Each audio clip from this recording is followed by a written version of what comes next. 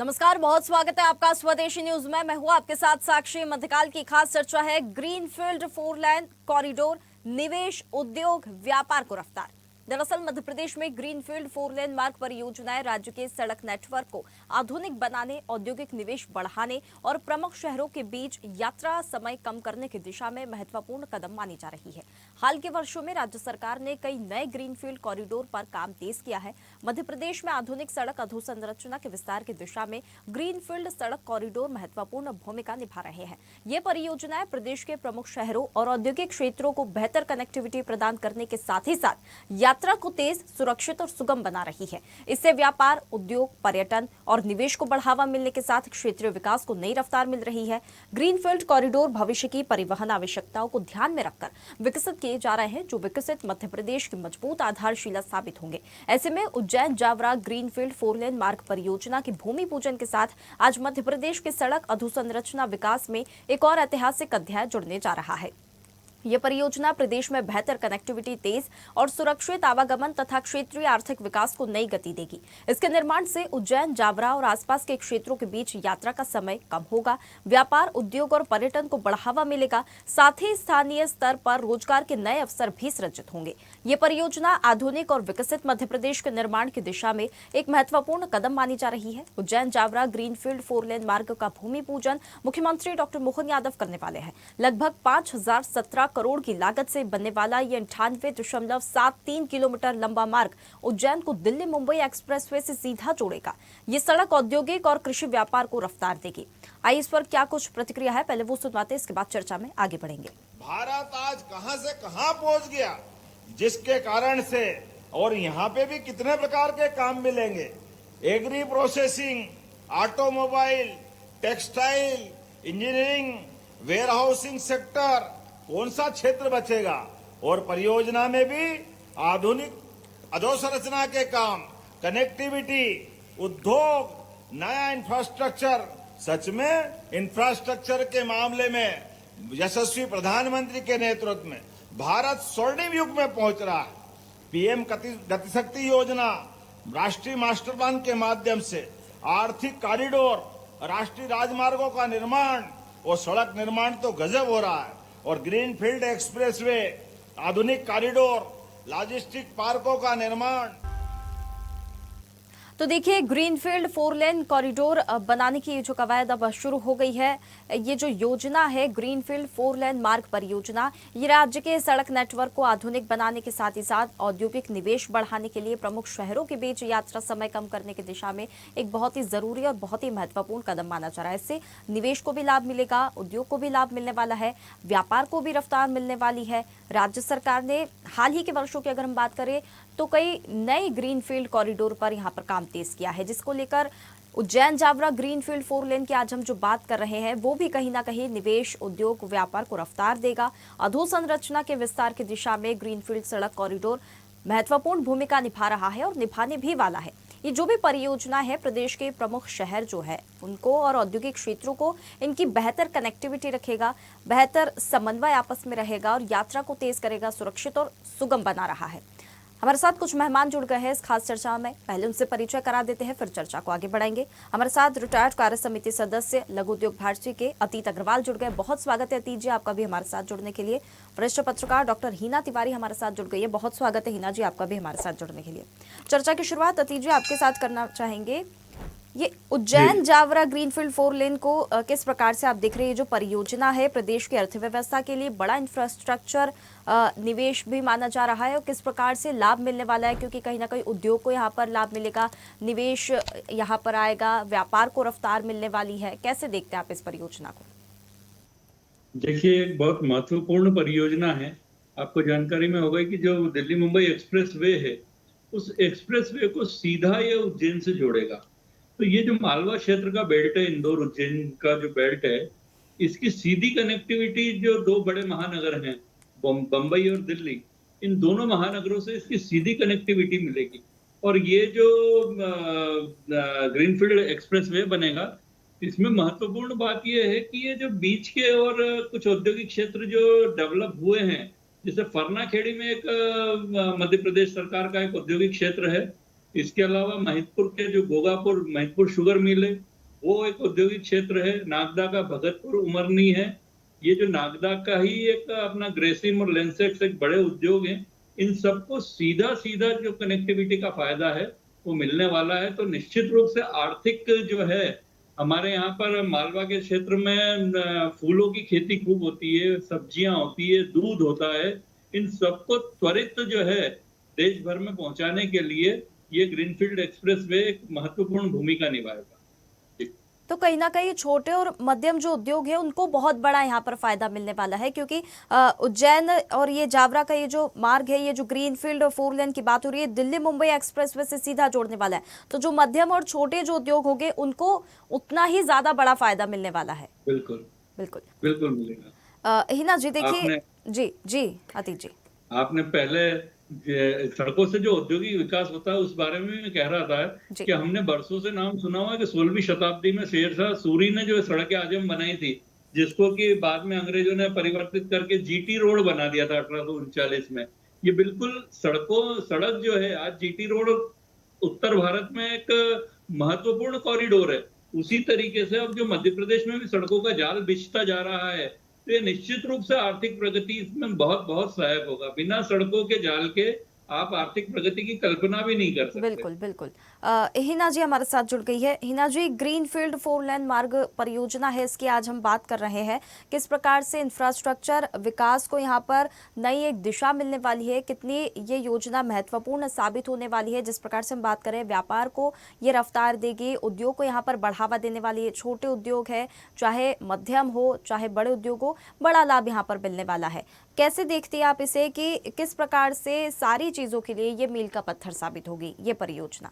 साक्षी जी, एक बहुत अच्छी बात मैं आपको बताना चाहती हूँ कि उज्जैन, आगरमालवा, ये दोनों ही क्षेत्र बहुत सारी चीजों के लिए जिनकी ये फसल कही जाती है, जो कहीं नहीं बोई जाती है, वो यहाँ पर होती है। जैसे पहले सोयाबीन का गढ़ माना जाता था उज्जैन को, मालवा क्षेत्र सोयाबीन के गढ़ के लिए प्रसिद्ध था। ऐसी बहुत सारी चीजें हैं जो पहले हुआ करती थी। इस तरह के कॉरिडोर बनने से निश्चित तौर पे जो पहले चीजें अब छूट चुकी हैं, कई जगहों पर अब वो कार्य नहीं हो रहे हैं, किसी ना किसी वजह से बिजनेस नहीं मिलता था तो वो चीजें बाहर नहीं जा पाती थी, या समस्या आती थी, या ट्रांसपोर्टेशन बहुत ज्यादा महंगा होता था, जिसकी वजह से किसानों ने इस तरह की खेती करना छोड़ दिया। मैं आपको बताऊं, गुलाब के फूल से लेके गेंदे के फूल यहाँ पर सबसे ज्यादा उगाई होती है, यहाँ तक कि इसकी खेती की जाती है। नॉर्मली लोग मेड़ लगाकर इसको करते हैं, उगाते हैं, लेकिन उज्जैन में, आगरमालवा में इसकी खेती की जाती है, जो अपने आप में बहुत बड़ी चीज होती है और बड़े स्केल पर उसको भेजा जाता है। लेकिन फूल के साथ क्या होता है कि जब ज्यादा दूरी पे उसे भेजना होता है तो मुरझा जाते हैं, फिर वो किसी काम के नहीं रहते। तो इस तरह के कॉरिडोर बनने से एक सबसे बड़ा बेनिफिट उन किसानों को, उन लोगों को होने वाला है जो उससे जुड़े हुए हैं डायरेक्टली। दूसरी बात ये कि संतरा या इस तरह के जो फल हैं वो भी इस क्षेत्र में बहुत ज्यादा होते हैं, लेकिन उसकी खपत बाहर ज्यादा नहीं की जा सकती है, क्योंकि उसका कारण सबसे बड़ा एक ये रहता है कि यहाँ से ट्रांसपोर्टेशन बहुत महंगा हो जाता है जब बाहर उसे भेजना होता है, क्योंकि महाराष्ट्र साइड भेजने की उसको जरूरत नहीं होती है, आपके राजस्थान में भी उसे भेजने की जरूरत नहीं होती है। अब ले जाके उसे उन्हें बेचना है गुजरात साइड या फिर और उसके आगे, जब तक उसे भेजा जाता है जब तक वो डिस्ट्रॉय हो चुका होता है या उसकी वो खाने योग्य नहीं बचता है। तो इस तरह के कॉरिडोर से ये बहुत बड़ा बेनिफिट सबसे पहले उन किसानों को मिलेगा जो डायरेक्ट ये सप्लाई करना चाहते हैं, या फिर उन मीडिएटर्स को मिलेगा जो इसकी सहायता से कमाई करते हैं। बिल्कुल। अतीत जी, आपसे कुछ पॉइंट्स मैं यहाँ पर समझना चाहूंगी। स्टेप बाय स्टेप हम इस चीज को समझते हैं, थोड़ा सा ब्रीफली मैं आपसे जानना चाहूंगी। दिल्ली मुंबई एक्सप्रेसवे से सीधा कनेक्शन होगा, इस बारे में तो हमने बात कर ली। यात्रा समय में कमी आएगी, इसका भी कहीं ना कहीं फायदा देखने के लिए मिल रहा है, कहीं ना कहीं लाभ होगा। एक ये थोड़ा सा ब्रीफली समझेंगे। व्यापार उद्योग को बढ़ावा मिलेगा, ये चीज हमने समझ ली है। पर्यटन को किस प्रकार से लाभ मिलने वाला है, इसका भी थोड़ा सा आपसे ब्रीफ में डिस्क्रिप्शन चाहूंगी। और रोजगार के अवसर कैसे सृजित होंगे और क्षेत्रीय विकास कैसे होगा, ये कुछ 3-4 चीजें हैं जिसका थोड़ा सा डिस्क्रिप्शन अगर मिल जाएगा तो बेहतर होगा। बिल्कुल सही बात है। देखिए, जब भी सड़क बनती है तो सड़क से सिर्फ किसी एक चीज का विकास नहीं होता है, सड़क से समग्र विकास उस क्षेत्र का होता है। आपने देखा होगा कि अमेरिका में जो है सड़कों का जाल बिछा हुआ है, वहां पर बहुत अच्छी अच्छी और लंबी लंबी सड़कें हैं। लंबी से मेरा कहने का मतलब कि कई कई किलोमीटर तक के 4 लेन्स बने हुए हैं, बिल्कुल। 6 लेन्स बने हुए हैं, जिससे कि वहां पर जो ट्रांसपोर्टेशन है वो बहुत ईजी होता है। अब आपने जो बात की पर्यटन की, आपको निश्चित रूप से ये अपने को जानकारी है कि इस क्षेत्र में 2 ज्योतिर्लिंग है हमारे, ओमकारेश्वर और महाकालेश्वर। जी। महाकाल लोक बनने के बाद जो है लगभग 2 से 4 लाख व्यक्ति लगभग प्रतिदिन जो है वो उज्जैन आ रहे हैं। अब उज्जैन आने में जो इसमें समय की बचत होगी, गाड़ियों की बचत होगी, निश्चित रूप से जब अच्छी सड़कें होती है, टायर कम घिसते हैं गाड़ियों के, तो ट्रांसपोर्टर जो है, भले ही वो टैक्सी चलाने वाले हैं, भले ही वो अपने ट्रक वाले हैं, इन सबकी लागत में कमी आती है। बिल्कुल। बार बार खड्डे होने से टूट-फूट कम होती है। खड्डे वाली सड़कों से चलने से बचते हैं हम लोग, तो टूट-फूट कम होती, गाड़ियां एवरेज ज्यादा देती है। इन सब चीजों से कुल मिलाकर इस क्षेत्र के लोगों को बचत होगी। दूसरी बात, धार्मिक पर्यटन जब हमने बात करते हैं, तो अभी सिंहस्थ का आने वाला है। बिल्कुल। पिछली बार सिंहस्थ में हमने देखा कि इंदौर से उज्जैन तक का जाम लगा हुआ था, बिल्कुल। जबकि 4 लेन सड़क होने के बावजूद 8-8 घंटे 10-10 घंटे तक इंदौर से निकला हुआ व्यक्ति उज्जैन नहीं पहुंच पा रहा था। अब आप देखिए कि सड़कों का कैसा समग्र विकास उज्जैन के चहुं ओर हो गया है। ये ग्रीनफील्ड एक्सप्रेसवे भी जब इसकी टाइमलाइन जब मैं देख रहा था, तो ये सिंहस्थ से पहले कंप्लीट होने वाला है। जब इस तरीके के एक्सप्रेसवे अब बनेंगे, तो मुझे नहीं लगता कि इस बार जैसा रिकॉर्ड अपना प्रयागराज में टूटा है लोगों के आने का, उतने लोग भी अगर आ जाएंगे, पिछली बार जो अपन ने 2016 में देखा, जी। उससे कई गुना ज्यादा लोग भी आ जाएंगे, तो हमारी सड़कें अब उस ट्रैफिक को सहन करने के लिए क्षमता रख बिल्कुल, रही इसकी है। तैयारी और तो ये नतीजे मुझे ऐसा लगता है देखने के लिए मिल रही है। जिस प्रकार से हम मुख्यमंत्री की तस्वीरें हम देखते हैं अपनी संस्कृति के लिए, जिस प्रकार से वे सजग रहते हैं और उसे आगे बढ़ाने के लिए हमेशा वो प्रयास करते रहते हैं। 2028 सिंहस्थ की भी तैयारी को लेकर कहीं ना कहीं ये परियोजना बहुत महत्वपूर्ण हो जाती है, क्योंकि पर्यटन को यहाँ पर बढ़ावा मिलेगा। जब पर्यटक यहाँ पर आएंगे तो हमारी जो संस्कृति जब वो लेकर जाते हैं, तो वो जो भी विकास होता है, फिर वो जब वेस्टर्न कल्चर में जब हमारा कल्चर अपनाया जाता है, तो वो भी एक विकास की एक कहीं ना कहीं एक कड़ी होती है कि हमारी जो संस्कृति है वो वहां तक पहुंच रही है। और यहाँ पर जब लोग आते हैं तो खुशी खुशी आते हैं और यहाँ से खुशी खुशी जाते भी है। तो कहीं ना कहीं भले ही छोटा उद्योग हो, मध्यम उद्योग हो, छोटे व्यापारी हो, सभी को लाभ मिलता है। तो 2028 का जो सिंहस्थ है वो भी उतना ही महत्वपूर्ण हो जाता है। कहीं ना कहीं ऐसा लगता है कि ये लिंक है, ये जो परियोजना है और जो सिंहस्थ है, ये कहीं ना कहीं लिंक है, क्योंकि हमारी संस्कृति, हम भारत देश की बात करें तो जो संस्कृति को महत्व दिया जाता है, जो हमारे धर्म को महत्व यहाँ पर दिया जाता है, तो बहुत ज्यादा लोग भी बढ़ चढ़कर हिस्सा लेते हैं कि हाँ, विकास में हमें भी बढ़ चढ़कर हिस्सा लेना है। बिल्कुल सही बात है ना। अब आप देखिए, जब मैंने समग्र विकास की बात करी, जब जहां से भी सड़कें निकलती है और अच्छी सड़कें निकलती हैं, तो उसके आसपास आप देखते हैं हमेशा कुछ बढ़िया होटल, ढाबे, इस तरीके की चीजें डेवलप होती है। आज इंदौर से उज्जैन के बीच में जब से 4 लेन हुआ है, आप देखिए कितने सारे ढाबे हो गए। देवास रोड पहले जो है वो 2 लेन था, जब से 4 लेन हुआ है, कितने सारे वहां पर एमिनिटीज डेवलप हो गई है सब लोगों के लिए। तो आसपास के जो क्षेत्र के ग्रामीण किसान हैं, जिन्होंने अपनी जमीनें दी है, एक तो उनकी जमीनों के भाव में वृद्धि हुई है, जमीन की कीमतें बढ़ी है, उनके खेतों से महानगरों तक माल पहुंचने का रास्ता जो है वो सुगम हुआ है, सुलभ हुआ है, त्वरित हुआ है। त्वरित गति से वो लोग माल वहां पहुंचा सकते हैं। और फ्रंट जब अगर उनका 4 लेन पर है या 6 लेन पर है, या इस तरीके की कोई ग्रीनफील्ड एक्सप्रेस वे पे है, ग्रीनफील्ड से तो एकदम व्यापारिक लाभ उतना नहीं मिल पाता है, पर जितने भी 4 लेन वगैरह बने हुए हैं, उससे तो निश्चित रूप से उनकी कमर्शियल वैल्यू बढ़ जाती है। तो वहां पर रोजगार जो है, जब अगर ढाबा खुलेगा तो वहां पे काम करने वाले लोगों को भी, स्थानीय लोगों को भी रोजगार मिलता है। तो सड़क बनने से तो निश्चित रूप से उस क्षेत्र का समग्र विकास होता है, सिर्फ किसी एक का नहीं। भले वो छोटे से छोटा तबका हो, बड़ा हो, व्यापारी हो, किसान हो, उद्योगपति हो, सबको इसका फायदा मिलता है। बिल्कुल, मतलब एक परियोजना से कई सारे विकास यहाँ पर होते हुए नजर आ रहे हैं। हिना जी, अब थोड़े से चैलेंजेस की बात करेंगे और कुछ पॉइंट्स आपसे भी मैं समझना चाहूंगी।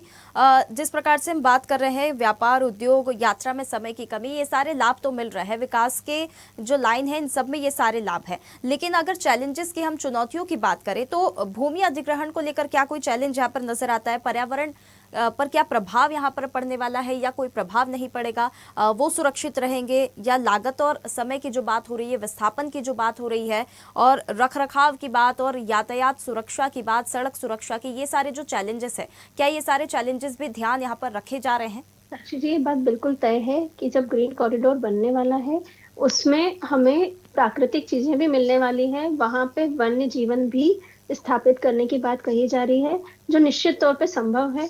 क्योंकि जो क्षेत्र हैं, पहले यहाँ पर कुछ तरह के प्रजातियां हुआ करती थी जो अब नहीं है, तो हो सकता है उन्हें वापस लाया जाए और वापस उन्हें रिबिल्ड किया जाए और वहां पर उनकी व्यवस्था की जाए।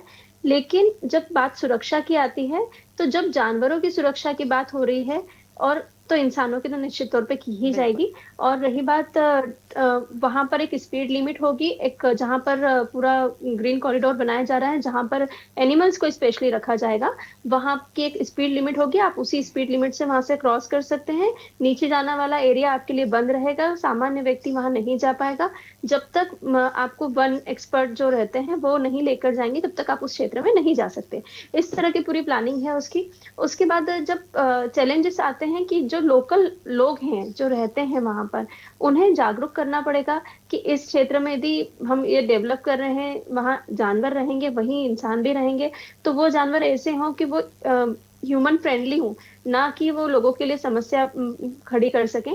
तो ऐसे क्षेत्रों का भी ध्यान रखा जाएगा, उन्हें पूरे कवर्ड एरिया में रखा जाएगा। लेकिन किसी भी पशु पक्षी को हम पूरा कवर्ड करके नहीं रख पाते हैं। कई बार हमने देखा है, अभी इंदौर की एक घटना सामने आई थी कि तेंदुआ वहां देखने तेंदुए का मिला। तो हमला, इस तरह की तो चीजें ये भी एक बहुत बड़ा चैलेंज हाँ। हो जाएगा। हम कितनी बार देखते हैं तेंदुए के हमले की खबर आ जाती है, क्योंकि अगर इंसान उनके क्षेत्र में पहुंचते, जंगल की ओर पहुंचते, तो फिर वो बाहर निकल कर जब आते हैं इंसानों के क्षेत्र में, तो फिर हमले की इस तरह की घटनाएं जो है सामने आने लगती है। ये तो फिर एक बहुत बड़ा चैलेंज होगा, जिसके लिए लोगों को भी समझना होगा कि वो भी किसी प्रकार की क्षति ना पहुंचाए, और जो उनके लिए गाइडलाइंस दी गई है उस चीज का पालन करे, तो इस प्रकार की घटनाएं ना हो। बिल्कुल। तो ये निश्चित तौर पे इस तरह से उसको प्लान किया गया है कि लोगों को भी समस्या न आए, और जो एनिमल्स हैं जो जिन्हें वहां पे स्थापित किया जाएगा उन्हें भी समस्या ना आए। रही बात करते हैं उज्जैन की, तो उज्जैन से जो भी मार्ग निकलते हैं सभी सिंहस्थ से जुड़ते हैं, ये तो निश्चित है। तो जब क्राउड आएगा, तो क्राउड उज्जैन में चारों तरफ से आ रहा है, लेकिन उसे निकलने की जगह चाहिए, तो शायद ये ग्रीन कॉरिडोर और इस तरह की जो रोड बन रही है, क्योंकि मध्य प्रदेश में अभी 25 से लेके 26 तक, 2025 से 26 के बीच में लगभग 6,500 किलोमीटर सड़क बनाई जा चुकी है। और इससे बड़ा टारगेट रखा गया है कि 5 साल में उन्हें लगभग 1 लाख किलोमीटर की सड़क बनानी है। तो निश्चित तौर पर सिंहस्थ तक हम इसे आधा मानकर चलते हैं, और यदि ये होता है और उज्जैन के आसपास ये डेवलपमेंट होता है, तो निश्चित तौर पे हम जो क्राउड मैनेजमेंट है, जो सबसे बड़ी समस्या होती है किसी भी बड़े आयोजन के लिए, वो कर पाएंगे। और जो ऐप, जो तकनीकों का यूज हम कर रहे हैं, इसके लिए जो ऐप बनाए गए हैं, चाहे वो पार्किंग के लिए हो, चाहे आप गूगल मैप के थ्रू सिटी में एंटर कर रहे हो, उसको अपडेट किया जा रहा है। क्योंकि इतनी सारी जब सड़कें रहेंगी, इतने सारे ब्रिजेस रहेंगे, तो देखा जाता है कि गूगल मैप कंफ्यूज हो जाता है। तो उसे स्पेशली डेवलप किया जाएगा उज्जैन के और उज्जैन के आसपास के हिसाब से, सिंहस्थ के हिसाब से। और दूसरा कि इंदौर, भोपाल और जो आसपास के क्षेत्र हैं मध्य प्रदेश के, जो सिंहस्थ से लिंक होंगे, उनके लिए भी उसको डेवलप किया जाएगा, ताकि किसी भी श्रद्धालु को, किसी भी ट्रेवलर को जो जा रहा है, यहाँ से गुजर भी रहा है, सपोज उसको गुजरात जाना है और उज्जैन होते हुए उसे निकलना है, तो उसे भी समस्या ना आए, उसके भी रास्ते बनाए जा रहे हैं। तो ये बात यहाँ पर सिंहस्थ तक की नहीं रह जाती। हमारी संस्कृति इतनी समृद्ध है कि हम बात कर रहे हैं कि 2028 का सिंहस्थ जब आएगा, तब पर्यटन को बढ़ावा मिलेगा, सारी चीजों को बहुत लाभ मिलेगा। लेकिन ये हमारी संस्कृति इतनी समृद्ध है कि जब सिंहस्थ खत्म भी हो जाएगा, उसके बाद भी लगातार विकास की रफ्तार बढ़ती रहेगी, और जो लाभ उस समय पे मिला है वो उसके बाद भी मिलता रहेगा। ये बहुत अच्छी बात है। बिल्कुल, ये तो निश्चित है। बिल्कुल। और कहीं ना कहीं एक और ये भी है कि बेहतर कनेक्टिविटी से जो छोटे शहर है, जो कस्बे हैं, उनको भी बड़ा आर्थिक अवसर यहाँ पर मिल सकता है इससे। बिल्कुल निश्चित तौर पे मिल रहा है, अभी मिलना शुरू हो चुका है। जैसे कुछ क्षेत्र थे जहां पर जमीन उपजाऊ नहीं थी, लेकिन किसान उसे मजबूर था, उस जमीन को रखे हुआ था। आज वहां डेवलपमेंट हो गया है, आज वहां पे उद्योगपुरी जैसे अलग अलग स्टेब्लिश किए जा चुके हैं, जिससे बड़ी बड़ी इंडस्ट्रीज वहां आ रही है। तो वो पर्टिकुलर जो क्षेत्र है जहाँ पर जमीन उपजाऊ नहीं होने की वजह से किसानों के पास जमीन तो थी लेकिन वो उसका उपयोग नहीं कर पा रहे थे, आज वो जमीन करोड़ों की हो गई है, जो मतलब जिसका कोई मूल्य नहीं था, आज वो करोड़ों की जमीन हो चुकी है और लोकल लोगों को उसके लिए रोजगार मिलने की संभावना बढ़ गई है, क्योंकि बड़ी बड़ी इंडस्ट्रीज वहां डल रही है। तो लोगों को, जो आसपास के लोग हैं वहां पर, जैसा भी सर ने भी बताया कि ढाबे खुलते हैं, होटल्स बिल्कुल। खुलती हैं, लोगों के लिए रोजगार बनता है, निश्चित तौर पे काम करने की जरूरत लोगों को चाहिए ही होती है। तो जब वो काम करने के लिए भी एक द्वार खुल गया, बिजनेस करने के लिए भी एक द्वार खुल गया, आपको वहां ट्रेवल करने के लिए भी एक आपके लिए ऑप्शन हो गया, तो निश्चित तौर पे चारों तरफ से जो विकास हो रहा है वो आने वाले समय पे, सिर्फ सिंहस्थ में नहीं, आने वाले कई लंबे समय बिल्कुल, तक ये उज्जैन ये को, मध्य प्रदेश चहुमुखी को फायदा विकास जो देगा। है ये लंबे समय तक के लिए दिखने वाला है। अतीत जी, एक और यहाँ पर अच्छी बात यह है कि सड़क निवेशकों का भरोसा उतनी ही जरूरत के हिसाब से, मतलब उतना ही भरोसा जीत सकती है जितना कि उद्योग नीति जो होती है, बिजली जैसी जो सुविधाएं होती है, वो अगर निवेशकों को उतना ही जोड़ती है, तो सड़क की जो सुविधाएं हैं और जो निवेश है, निवेशक इससे जुड़ पाएंगे इस प्रकार की परियोजना से। कि ये सारी चीजें सिमिलर होगी कि जितना हमारे इधर उद्योग नीति जितनी अच्छी है, जितना अच्छा इंफ्रास्ट्रक्चर है, बिजली जैसी सुविधाएं अच्छी है, तो निवेशक हमारी ओर आकर्षित होते हैं। लेकिन साथ ही साथ अगर सड़क भी अच्छी है, उसको लेके परियोजनाएं जो है वो भी अच्छी है, तो निवेशक और ज्यादा आकर्षित होंगे इस ओर। बिल्कुल, देखिए निवेशकों का विश्वास एक बेहतर इंफ्रास्ट्रक्चर से निश्चित रूप से बढ़ता है। बिल्कुल। कारण उसका ये है कि अब आप देखिए कि अगर यहाँ पर कोई एक बड़ी इंडस्ट्री लगती है तो निश्चित रूप से वो सिर्फ लोकल क्षेत्र में तो व्यापार नहीं करेगी, वो पूरे देश में करेगी, हो सकता है एक्सपोर्ट करे, विदेश में भी करे। इस तरीके का इंफ्रास्ट्रक्चर जब आपको मिलेगा तो आपको मध्य प्रदेश के लैंडलॉक स्टेट होने की वजह से आपको ये बंदरगाह तक, पोर्ट तक माल पहुंचाना है, वो माल कितनी त्वरित गति से पहुंच पाएगा। इससे पहले जब हम 2004 के पहले की मध्य प्रदेश की सड़कें देखते थे, कितने बुरे हाल थे। उस समय निवेश की क्या स्थिति थी, कोई आता ही नहीं था यहाँ पर। जब तक इंफ्रास्ट्रक्चर आप उसको दोगे नहीं, व्यवस्थित उसको प्लानिंग दोगे नहीं, तब तक कोई भी निवेश वहां पर कैसे करेगा और क्यों करेगा। जब उसको बेहतर इंफ्रास्ट्रक्चर दूसरे स्टेट में मिल रहा है, अगर गुजरात जैसे राज्यों की बात करें, महाराष्ट्र की बात करें, जहां पर उसको सब फैसिलिटी है, मुंद्रा पोर्ट वहां पर है, इधर नोवा शवा है, तो इस तरीके के पोर्ट से वो माल भेजने की लागत कम हो जाती है। इन सब चीजों का फायदा सड़कों के जाल से ही आपको मिलेगा। बिल्कुल। त्वरित जितना काम, जितना रॉ मटेरियल पहुंचना है या आपको फिनिश गुड भेजना है, उन सबके लिए आपको बेहतर इंफ्रास्ट्रक्चर तो चाहिए ही चाहिए।